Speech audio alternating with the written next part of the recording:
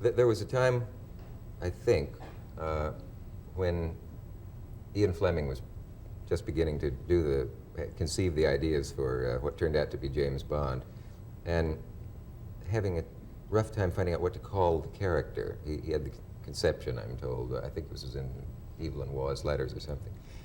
Can you reveal to us where the name James Bond actually came from, and why it wasn't James Smith or James Jones or James Strong? I think it came from the author of a book about West Indian birds. I think that's right. Yeah. The complete ornithological something or other. Yeah, James Bond on birds. Yeah. And James Bond has been looking at birds ever since. That's right, Bond and birds. You suppose he realized, Fleming, when he... Where did I get the idea that Fleming was such a terrible person? I don't know. I mean, I did, and I can't remember where, and it was somebody British who said, a dreadful man. I don't remember. He lived in... I never met him, but I went to his house in Jamaica, which was called Golden Eye. And it's a very clinical-looking house, you know, sort of low white bungalow with outbuildings. And apparently Coward, who was a neighbor in Jamaica at the time, finally accepted an invitation to dinner and went down there and asked about how Fleming's lifestyle was.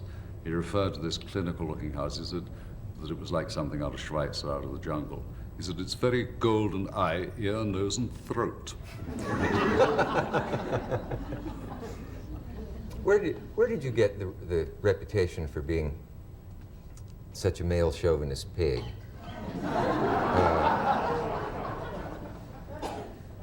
From one of my ex-wives, I expect.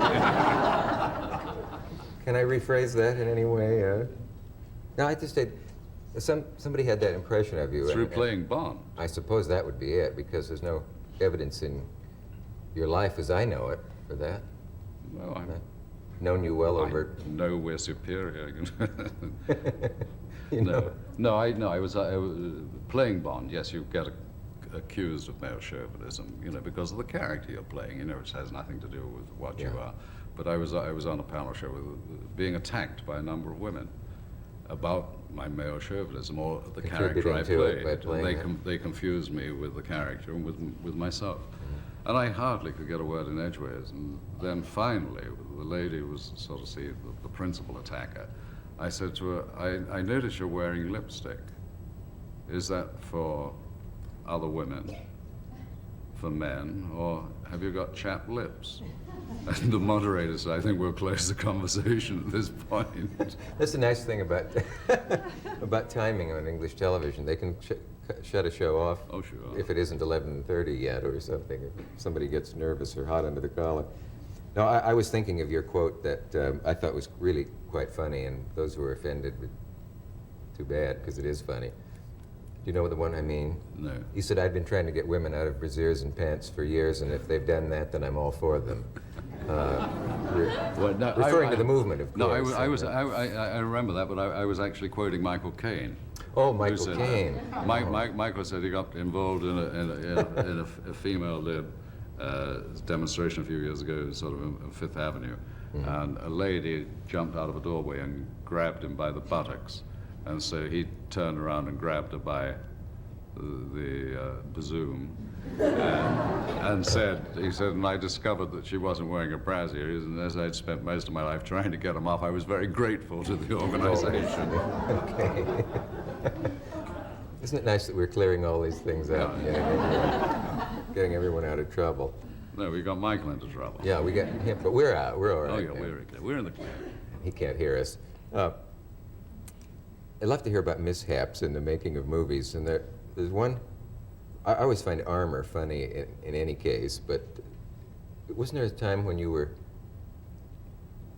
Was it that you went for a horse that was not there, or you had something to do with? I've been for a lot of horses, haven't been there. But I was. Oh, that was when I played the lump of English roast beef with Lana Turner. I came off a horse. I was playing Henry II of France.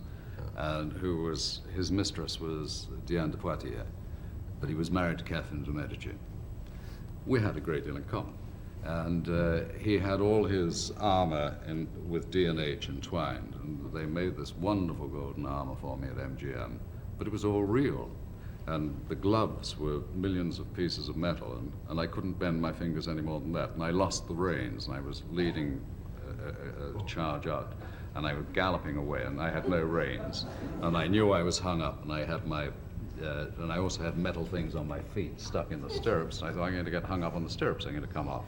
So I got those out. I had metal here, so I couldn't grip with my knees at all. And the horse turned right, and I turned left, and I hit a set of concrete steps. It was very uncomfortable.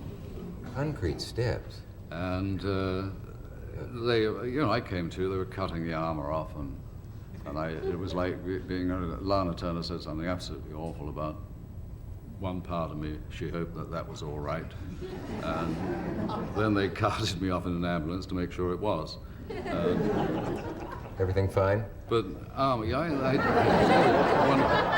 have 2 wives since. Well, that I needn't have asked. Is that the closest you've come to severe injury? Because I always figured in the making of the Bond films, somebody's got to get hurt. The nastiest one, we're talking. I thought this was what you're going on about bombs before. Was oh, I know what you're going to say. In The Spy Who Loved Me, and Kurt Jurgens was the villain. He's sitting at one end of a long table, and it's the denouement scene, and I come in the other end.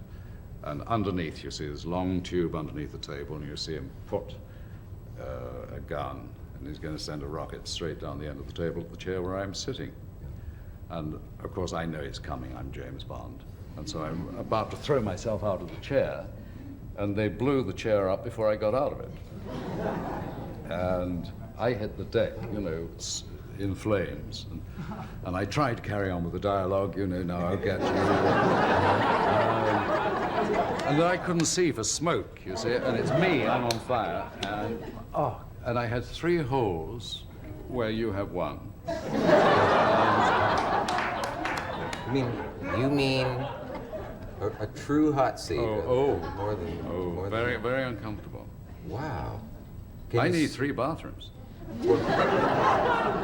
Although I don't believe that, I do believe the incident. Can you sue for damage to your ass? Put it mildly. Well, you can ask for damages. In the court of assizes, I suppose. Well, that takes care of that segment. Yeah, we really got to the bottom of it. It's time we got off it, too. But, oh, Lord. No, I had a lousy It takes cheek to say that. Now, and you beat me to it, but really, seriously, folks. Now, I was thinking there was one. There's a story that Errol Flynn came very hungover to a set one day, and they cranked him up onto a horse in some armor, and he rode up to a wall, and just as he got there, the visor or beaver clanked shut, and there was a long hold, and then you heard a voice inside say, "Nighty-night." So he still had some sense of humor. But was that the one where they had to tell you that your trousers were burning? And was that another incident where you went to, you and I think Barbara Bach, is that who went through a tunnel, and you were going to go back for her? And oh no, that was I wouldn't have gone back with her. No. As James Bond. No, I knew Ringo Starr. I mean, I'm not going to fight him. Right. I mean, he's a drummer, isn't he? Yes, he could get you. No, that was with Brett Eklund. True Bert. We were shooting on a little island in the Gulf of Siam, in southern Thailand, and the island had to blow up, and there were going to be 5 different explosions of shooting on this island. And they said, you come through that door, this is Scaramangus Cave, and I've set in the studio, which was a long way away, we had the big explosion like atomic bombs going off, a little like Iraq, And we had to come through the doorway, and they said, and I looked around, and there's things that they have outside houses that they're demolishing. There's big tippers. Oh. And there are like 5 of these stacked up, one above the other, full of gelling light and petroleum jelly and bits and pieces and sticks and dirt. And I said, what's that? And they said, well, that's the first explosion. I said, well, where am I when that goes off? And they said, well, hopefully you'll be through that door. And I said, you said first explosion, what's that mean? I said, well, there's another one when you get to Brit, and that will be there. And then you grab Brit and you run, and then we let off another one, and then you go around this big granite overhang, and you'll be all right. Then we're going to let off the big one. So I said, yeah, well, where's the camera? They said, and there out at sea is the boat going with the camera. And I am left on the island with Britt Ekland. And of course, the things went off. My hands got very sweaty because I'm nervous. And I grabbed her and I said, come. And I left her there. And I knew that the third had gone. And I said, come on! And then I said something that I can't repeat to her, which still didn't make her move. She doesn't recognize her name. So I went back and I grabbed her. I mean, heroism took over. I was me, not Bond. And when the flames licked around that wall, I put my arms around her like this, and all the hair singed all the way down. She was wearing a bikini. All went straight down the back. Wow. Lucky it was her back. I'll say. What happened next? Where's the music? Someone is rude enough to have a radio in here.